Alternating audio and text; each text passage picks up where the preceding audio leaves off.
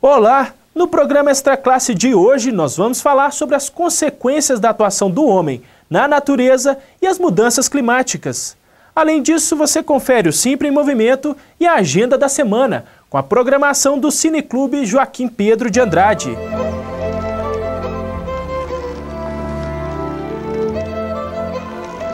O Extra Classe está começando agora.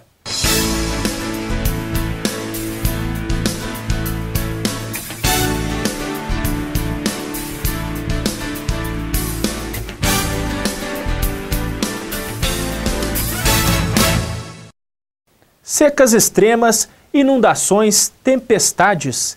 Essa é a realidade enfrentada por brasileiros de diversas regiões do país em consequência das mudanças climáticas. Somente no último século, a temperatura da Terra aumentou cerca de 0,7 graus, um aquecimento que está alterando o clima em todo o planeta. Está provado cientificamente que o homem é o principal responsável pelas mudanças climáticas. E é ele quem precisa encontrar soluções urgentes para evitar catástrofes. Muito se tem falado sobre a conscientização ambiental, mas na prática pouco tem sido feito. Refletir sobre as responsabilidades em relação ao mundo em que vivemos e as soluções para os problemas ambientais é o objetivo do programa Extra Classe de hoje.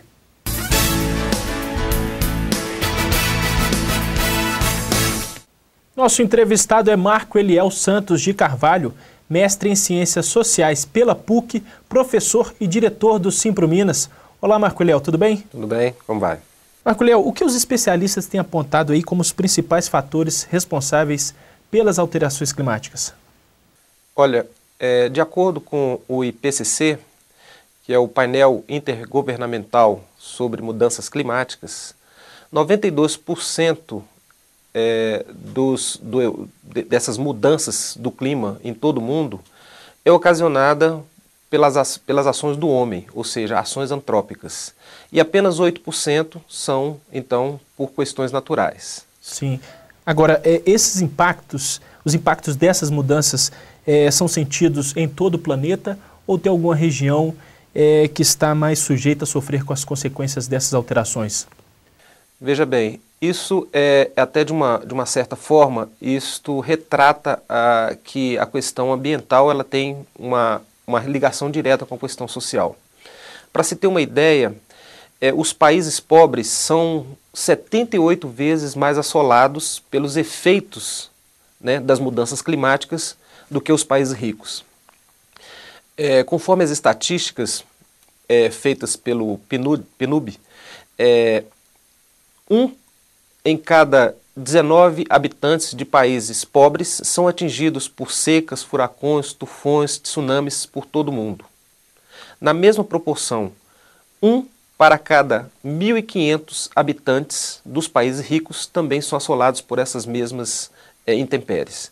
Então, é desproporcional e o simples fato dos países pobres não poluírem tanto o meio ambiente, até mesmo por uma questão de subdesenvolvimento, eles é que têm pago um preço muito mais caro, né, os seus habitantes, exatamente em função dessas mudanças que estão ocorrendo em todo o mundo. Agora, Marco Eliel, como tem sido a posição dos países desenvolvidos diante desse problema das alterações climáticas? O Tratado de Kyoto, que foi assinado por alguns países em 2005, definia que entre 2008 e 2012, em torno de 5,2% das emissões de gases que são jogados na atmosfera deveriam ser reduzidos. E essa cota era para os países desenvolvidos. O que ocorre? Os países ricos, os países do norte, da Europa principalmente, eles vêm poluindo a atmosfera há mais de 250 anos, né, desde a Revolução Industrial. E hoje eles cobram que essa redução nas emissões de gases tóxicos, ela tenha a mesma proporção de redução dos países desenvolvidos para os países em desenvolvimento.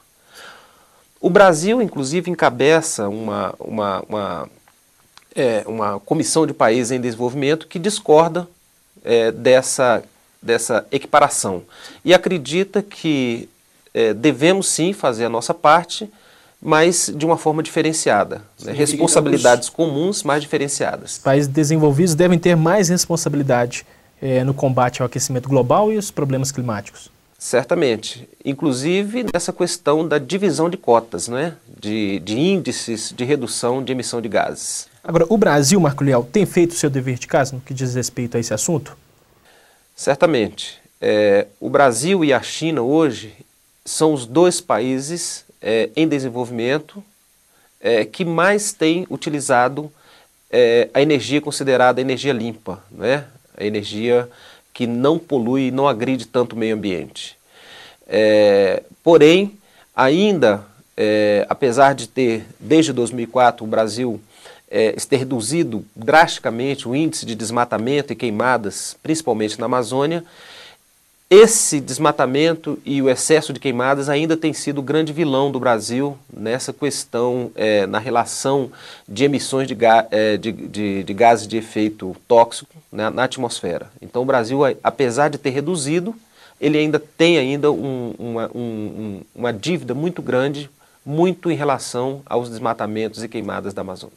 O avanço das fronteiras agrícolas favorece, então, esses desmatamentos, esses problemas ambientais aqui no país? Certamente. Inclusive, uma das questões que a sociedade civil, os ambientalistas, têm feito como política, né, uma tentativa de redução desse índice de emissão de gases, é exatamente tentar uma legislação que reduza essa fronteira agrícola, né, que está avançando principalmente em ecossistemas como a Amazônia, de uma rica, né, biodiversidade, para que então essa cota do Brasil ela seja cumprida e nós tenhamos então uma política ambiental para o país que seja exemplo para os países em desenvolvimento. Marco Leal, nós vamos agora assistir a uma reportagem feita pela equipe do Extra Classe sobre esse assunto. As mudanças no clima já podem ser notadas no dia a dia. No Brasil, enquanto o Sul passa por uma intensa seca, as chuvas castigam o Nordeste. Esses fatos indicam que as condições do tempo estão cada vez mais imprevisíveis. Porque as mudanças no clima estão afetando a minha vida, está muito calor, e a gente sente isso no dia a dia da gente, né? Um levantamento do MG Tempo sobre as chuvas em Belo Horizonte nos últimos 60 anos revela algumas alterações na intensidade do fenômeno. Alguns estudos realizados aqui na região metropolitana de Belo Horizonte vêm mostrando que nos últimos anos as temperaturas mínimas vêm aumentando seguidamente. O volume total de chuva permanece quase o mesmo, mas as chuvas estão mais concentradas, chuvas mais fortes, intensas em um curto espaço de tempo. O temporal que atingiu a cidade e fez com que o Ribeirão Arrudas transbordasse no fim do ano passado é um bom exemplo do que essas mudanças podem causar. Como tem mudado rapidamente a característica das chuvas, as grandes cidades talvez não estejam preparadas para esse tipo de evento. E, consequentemente, o que ocorreu com Arrudas pode ocorrer novamente, não só aqui, mas em outras cidades também.